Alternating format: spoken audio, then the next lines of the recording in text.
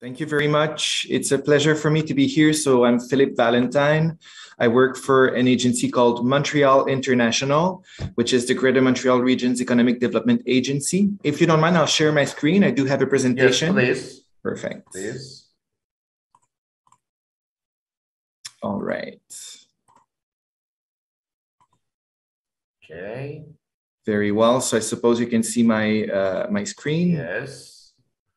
Very well. And you have it full screen, so I leave the stage to you. Perfect. Thank you very much. Yeah, you have 30 minutes. So take your time. Very well. So as I said, it's a pleasure for me to attend the Turkey AI Week. I've been working with a lot of Turkish companies over time. I know that you have a lot of expertises in the field of software, artificial intelligence. So I was actually very happy when I had the invitation to attend the event this year. So thank you very much for the Canadian Embassy, of course, for inviting me, and as well for the organizers of the event for thinking of Montreal International as a guest speaker for this year's event. So in a nutshell, who Montreal International is, as I mentioned shortly, we are the Greater Montreal Region's Economic Development Agency. We have three main mandates. The first one is attraction and retention of foreign talent, meaning international students and skilled workers. The second is attraction and retention of international organizations, think UN agencies or non-governmental agencies with a global mandate. And the third one, for which I work, is the Foreign Direct Investment Division, which aims at helping foreign companies set up and expand operations in the Greater Montreal region. Just so you know, all our services are free and confidential. I'll get a bit in more details at the end when I'll speak of concrete examples of Turkish companies and foreign companies I've assisted over the past few years. But of course, the main topic of today's event is the artificial intelligence ecosystem in Montreal. As you've probably been hearing a lot since the beginning of the week, Canada in general is very strong in artificial intelligence. And I'm very glad to introduce you to Montreal, which is the epicenter of the industry all over Canada. So basically, Montreal has gained over time, a lot of notoriety worldwide and is globally recognized as one of the leaders in the development of the artificial intelligence fields, including machine learning, reinforced learning, and so on. This is explained by a few things, which I'll go through over the presentation, but I want you to understand the main, the fundamental behind this, this excellence. It's the fact that Montreal boasts a very collaborative environment. So basically what you find here is a lot of talent because we have so much research done at the academic level, but also the private sector is very keen on collaborating with third parties, including universities, researchers outside of the city, for example, in Waterloo, Toronto, in Edmonton, and in the United States, and as well from the support of the government. So I'll go through all those aspects of how we built this ecosystem in the first place. And then, of course, as I said, I'll give you some more concrete examples. So just to give you an idea of how fast the ecosystem has grown, the timeline that I've got here starts in 2016, but you need to understand that we've been active in artificial intelligence for almost 30 years in Montreal. On the next slide, you'll see a bio of Yoshua Benjo and a few other key researchers in Montreal. They've been active for decades in the region in developing the machine and reinforced learning disciplines. However, in 2016, Montreal started to position itself as the main research and development hub for the private sector. So that started with Google, which opened its Google Brain Montreal office that year, and which was headed by Hugo Larochelle, who's a Quebec-born a specialist in AI who went to the Silicon Valley for quite a few years, worked at Google, and decided to come back home because of the quality of life there for his family. So he decided to move back to Montreal and to basically start the studio for Google Brain. That, of course, attracted a lot of attention from all other Silicon Valley giants, for example, Microsoft, IBM, Facebook, which basically decided to copy-paste a bit the formula, and they opened as well research labs in Montreal. Microsoft's story is a bit different. They proceeded through an acquisition. So they acquired a Montreal-based deep learning company, which is called Meluba. But the other companies decided to simply do some partnerships with researchers at the university level, and they've opened their own labs, which are usually associated with one of the main academic labs that we have in Montreal, which I'll touch base a bit later. What's also interesting is when you look in 2018, we started to see accelerators and incubators implementing their offices in Montreal. So Techstars decided to open its own AI accelerator in the region in 2018 with the help of Real Venture, which is a local venture capital fund. Now, of course, we're seeing a trend in 2019 and 2020 where we see a lot of diversity coming out of the project. So Denso, which is more active in the automobile field, has opened its own AI innovation lab in 2019. The same for Unity, which specializes in 3D animation softwares. They decided to implement some AI functionalities to their solutions, and that will be developed in Montreal and Austin in Texas. So basically, there's this collaboration which has started between the two cities. But again, this is an example of companies not directly involved in R&D and AI, but that decided to still take advantage of the strength of the ecosystem to implement their activities in the region. 2020, 2021, we're seeing, well, 2021 is incomplete. So of course we cannot disclose all the projects that we've worked on. But keep in mind that we're seeing some reinvestments in the field of AI. So Google has actually announced last year, a global expansion of its activities in AI in Montreal. And we're expecting more such projects from the companies that implemented their labs in 2017, 2018, 2019. So keep posted because more announcements should come on that front over the next few months.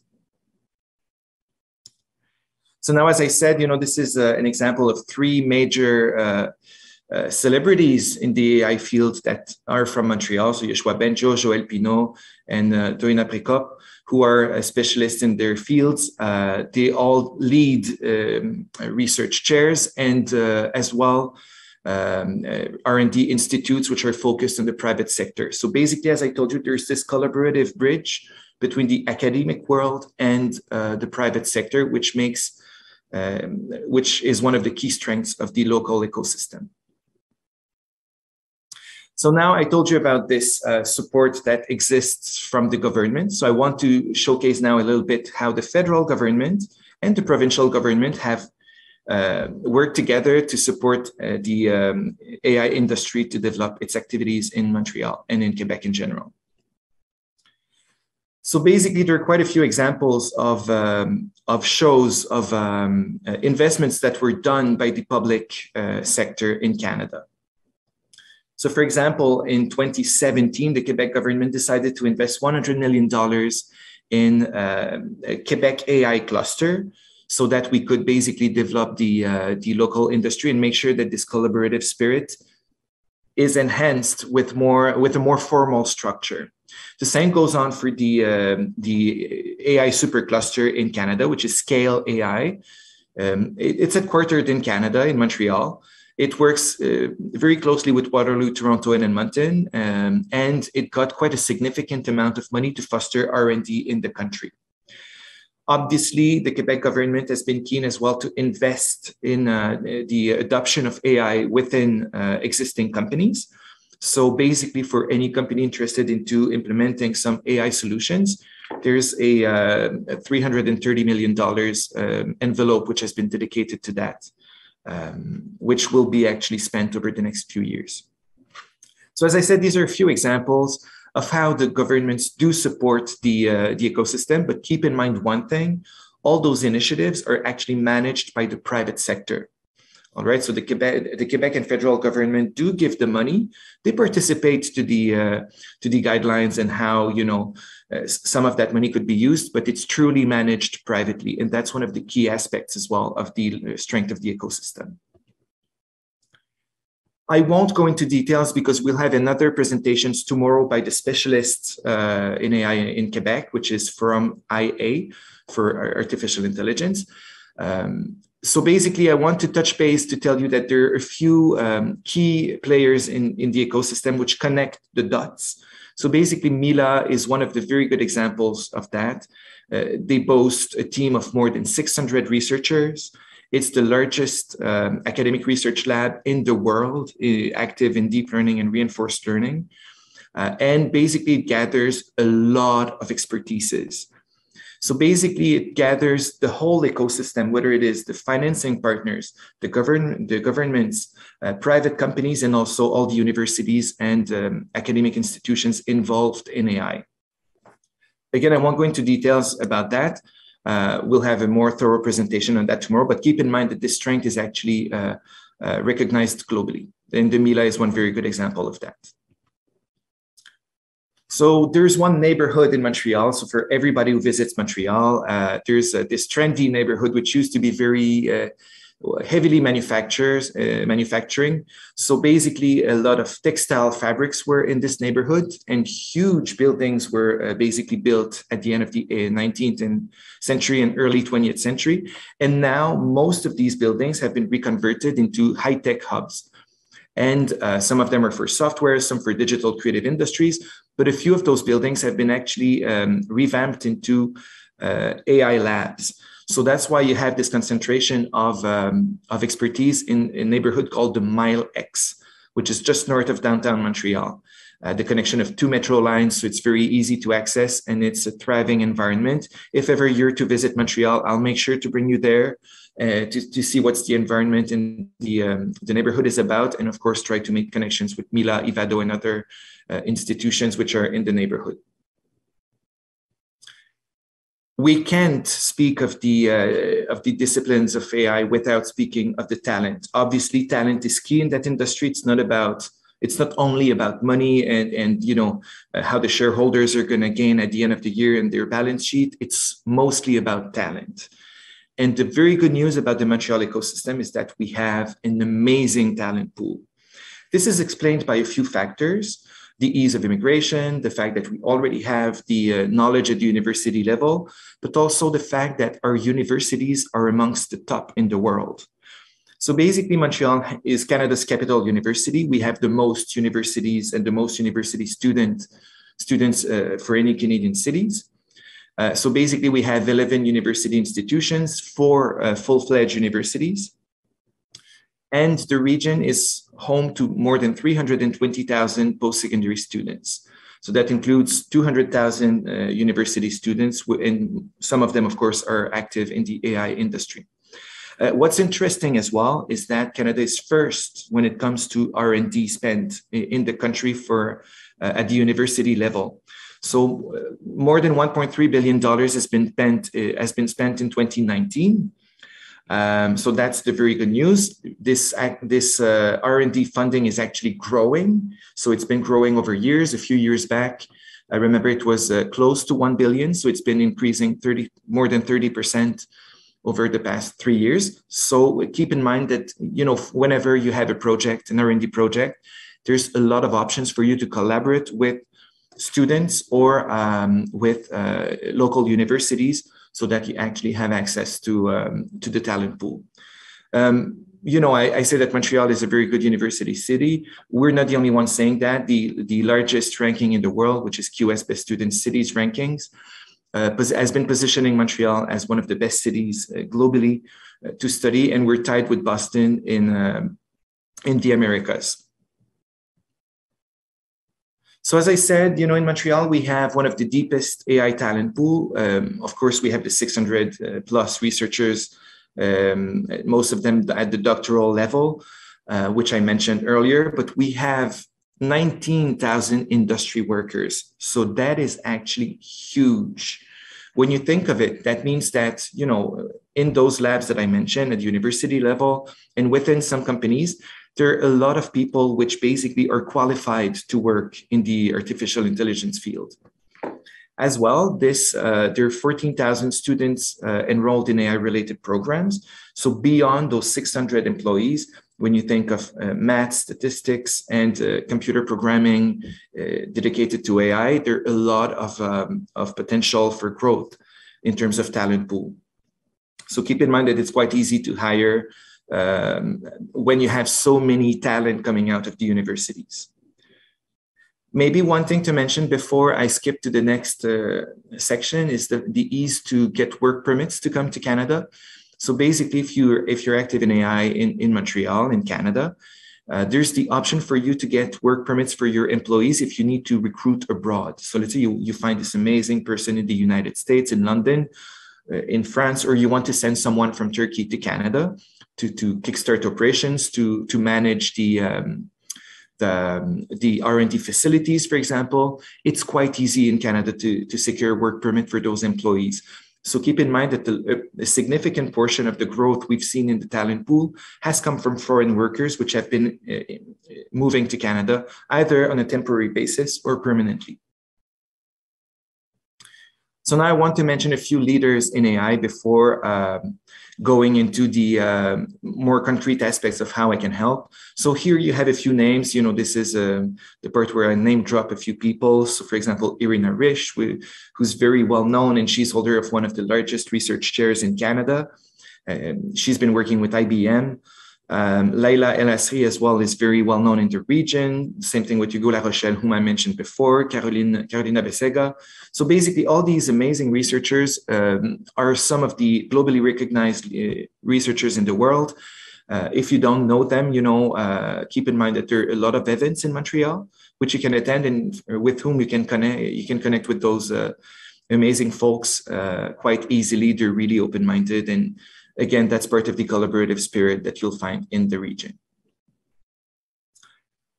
Before moving into concrete examples, I wanted to mention two things. So the AI accelerators and incubators that we have in Montreal. I mentioned Techstars earlier, but we have some local accelerators and incubators in the region. So Founder Fuel is one of them, Tandem Launch, the Santec, Next AI, and so on. You know, Montreal is a truly bilingual city. So you'll have some of them which are more French speaking, others which are English speaking. So keep in mind that you have this diversity of approaches as well to the discipline. So it actually increases your the creativity that can come out of the research that you do in the region. Because, you know, there's this culture shock, if I can call it this way, which basically increases the creativity of the ecosystem. So this is an example of startups which are really strong in the region, which are growing fast. So Wrench has been very, very keen on growing, Fluent.ai as well. We have a lot of AI which is dedicated to health. So if you think, for example, Imagia or AFX Medical, these companies are active in the AI for health and so on. So, you know, we have a lot of fields in which the AI has been active. As I mentioned, 3D animation is one of them as well, for anything related to audio and speech recognition too. So, you know, there's a lot of verticals which can be developed in the region. So if you're looking to do some R&D in Canada, you'll probably find what you're looking for. Also worth mentioning, Scale AI, which is the supercluster in Canada, is dedicated to anything related to the supply chain. So basically, you know, how to increase the efficiency of a supply chain. If you're active in that, there are significant partnerships which can be developed within Canada through Scale AI. I told you that there are quite a few events which you can attend. So, of course, the World Summit AI Americas is held in Montreal. The next edition is going to be next spring. We don't have the exact dates. Well, I don't have them. If you're interested, I can look into that, and I'll probably make sure to confirm that by tomorrow, as I'll speak again for along with Forum IA. There's also the AI Forum during C2 Montreal, which is Creativity Connects with the commercial aspect of business. So basically, there's always an AI aspect to it. And very recently, we had the AI Symposium in Montreal, and so on. So basically, you know, keep in mind there are a lot of events which you could attend in the region, so you can discover the ecosystem. And the same for, I told you about the international organization aspect of AI. We have been involved as well in the in an initiative which is very interesting. It's the International Organization for Ethical AI. It's co-hosted by France and Canada. So the HQ in Canada is in Montreal and in Paris. And basically, this organization aims at improving the ethical aspects in AI and making sure that we use AI for good. So this has been something very key, very strong into the development of the discipline in the region. It's not only about corporate interests. Everybody agrees in the region about the importance of AI for good initiatives. I won't show you the video because I know it lags whenever we show videos in a presentation, but I wanted to touch base because I still have only 7 minutes to go. I wanted to touch base a little bit on how I've been helping some companies set up and expand operations in the region, including from Turkey, it's something of interest to some of you potentially. So basically, Montreal International provides free and confidential services to all the people and companies we work with. Basically, we're there as your free consultant in the region. We're there to help you understand the local business ecosystem, making sure that you connect with the right people. Whenever you're ready to proceed with the setting up of your company, we can help with the drafting of the business plan. We can make all the introductions so you can speak with the lawyers, accountants, banks, recruiters, and so on. Anything you need in the region, we're there to help you out with that. We have as well a department which helps with work permits. So let's say you need to hire from abroad, or you want to send some of your key personnel to Canada on a temporary basis. We can help with the work permits, so you basically can secure the arrival of your new employees to Canada as swiftly as possible. We have as well initiatives to help you connect with foreign students and with foreign workers abroad. Basically, as I told you, I've been working with Turkish companies. The business model which I've been working on with them has mostly been related to a nearshoring office for the North American market, or the Americas, whenever those companies have in mind a larger audience. Basically, the nearshoring option is very simple. You keep the development back home, so you basically have a cost advantage related to that. I know in Turkey you have an amazing talent pool, so basically you can keep developing everything there. But by opening a subsidiary, let's say in Quebec, in Montreal, you can have a technical support and a customization office for your solutions dedicated to your North American clients. This is very important to understand that, how to do business here is a bit different versus Europe or Asia. In North America, you truly need this local presence to build the trust relationship with your clients. This is explained by the fact that it's so easy to incorporate and to set up a company that basically you need to build a personal relationship and connection with the people you do business with.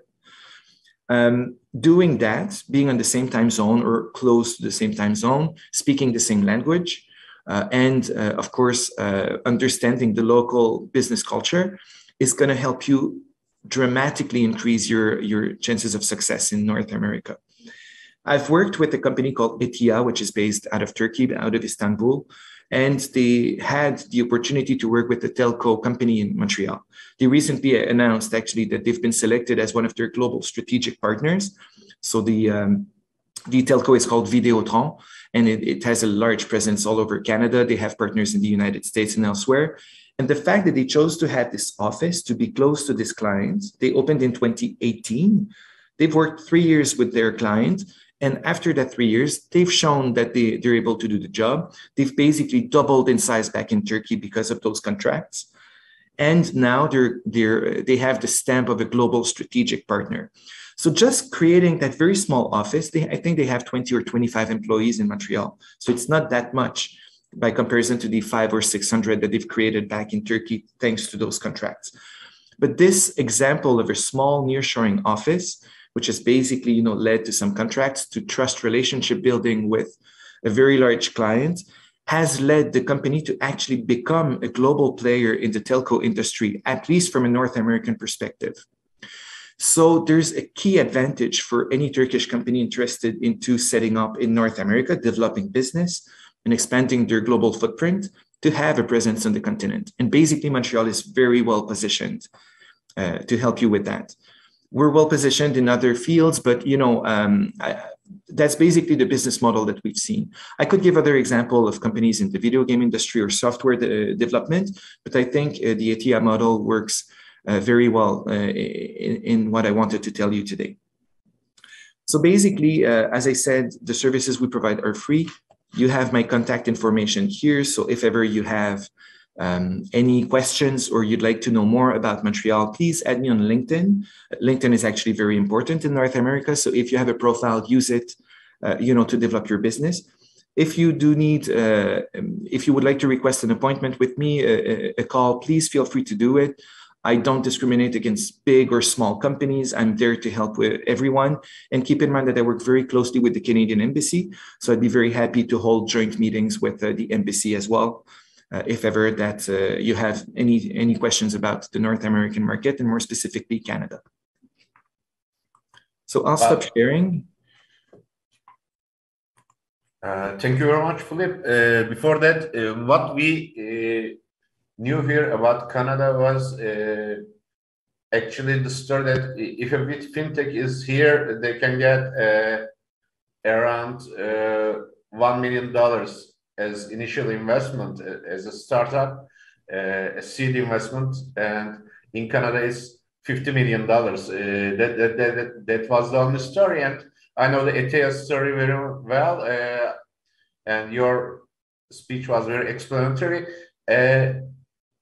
We still have 2 minutes, and I want you to tell some more sentences on this alignment of the government building the guidelines and the private sector approach, because this is something we need to experience here also in Turkey. So can you elaborate a little on that? This has been a business model that has been in place for a long time in Quebec. So the last cluster that was developed was actually the AI one. But keep in mind that we've been implementing this model for the past 20 years or so. So we've done that in the aerospace industry, in the life sciences industry, in the video game industry, in many other industries, clean tech, manufacturing, and so on. So basically, we have 15 plus such clusters, which basically have been catalyzing the efforts of the industry to solve some specific issues. I'll give a very good example of that. Let's speak of the talent pool. It's quite difficult to grow a talent pool without a common strategy. So basically, the private sector has specific needs when it comes to the talent pool, which the academic world sometimes is not necessarily aware of or in the process of developing. So basically, having the academy, the universities and colleges sitting with the private companies, they can match, the private companies can tell the colleges and universities, hey, here's what we need. How can we work together? Is there a way to have internship programs? Is there a way to have a class which would be more focused on that specific aspect of the discipline? So basically, this is how this process has been working very well for the aerospace industry and life sciences industries. But many others as well. And this is exactly what we're doing in the AI field right now. I won't lie, the talent pool is tight in Montreal. So a lot of efforts right now are focused on how we can strengthen the talent pool and increase it to make sure that it matches with the needs of the companies. And again, the government chips in some money, but keep in mind that the private sector also chips in. So it's not only about getting funding from the government. The government basically puts into place the structure, they finance the structure, but then initiatives need to be co-financed as well by the private sector. So there's this truly public-private partnership mentality which has been developed around this. I hope this answers your question. Yes, and we need to experience this better in Turkey. So thank you very much for your remarks, and we are proceeding with the next speaker. So thank you. I'll see you tomorrow. Thank you very much. Teşekkür ederim. Okay. İyi günler.